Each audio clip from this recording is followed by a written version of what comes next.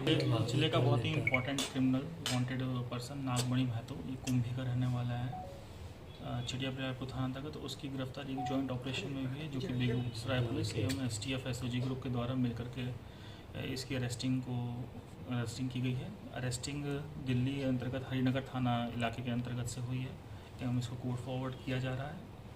ये इसका एक लंबा चौड़ा क्रिमिनल इतिहास रहा है, काफ़ी टाइम जेल में भी रहा। उसके बाद निकलने के बाद इसने 3 घटनाएं जो प्रत्यक्ष रूप से हमारे ज़िले में हुई। मर्डर केस खुदावंतपुर में, रंगदारी केस और फायरिंग, ईंट भट्टे पर फायरिंग में इसका नाम आया था। इसके गैंग के द्वारा ये सरगना है अपने गैंग का, जिसको पकड़ा गया है। इसके गैंग मेंबर्स के अधिकांश लोगों को हम लोग पहले ही गिरफ्तार कर चुके हैं और इनका एक हथियारों का बहुत बड़ा कैशे भी हम लोगों ने ज़खीरा कुछ दिनों पहले पकड़ा था।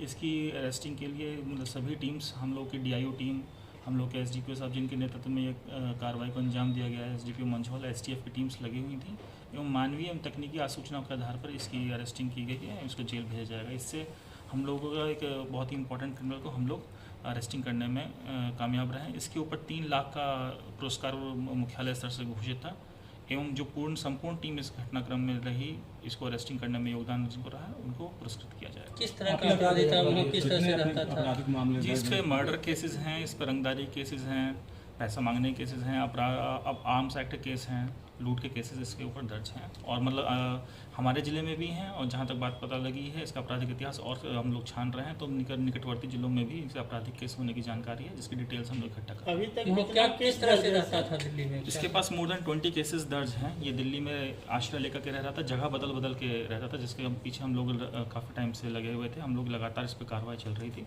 और अंततः हम इसे अरेस्टिंग करने में सफल रहे। ये कुंभी का रहने वाला, कुंभी थाना का, हमारे चिड़िया बरियारपुर थाना अंतर्गत पड़ता है। दिल्ली में सर कुछ काम भी कर रहा था क्या? दिल्ली में छुप कर रह रहा था। अब इससे जैसा कि हमने बोला, हमने पकड़ा है, इसे भी पूछताछ विस्तृत रूप से और चल रही है। मुख्य रूप से जो घटना शामिल था, ये अभी पहले मर्डर केसेस में भी शामिल रहा है, रंगदारी मांगने के एक्सटॉर्शन केसेस में रहा है और फरवरी में खुदावंतपुर अंतर्गत मर्डर केस में इसका नाम सामने आया है। एवं जय राम ईंट भट्टा था, उसके ऊपर फायरिंग करके मजदूरों को डराने में एवं चिमनी स्थल पर जाकर के दहशत फैलाने में इसने गोली भी चलाई थी अपने गैंग मेंबर्स के साथ में। ये इसका एकदम निकटवर्ती घटनाक्रम है। लगभग कितने दिनों से अपराध की दुनिया में सर?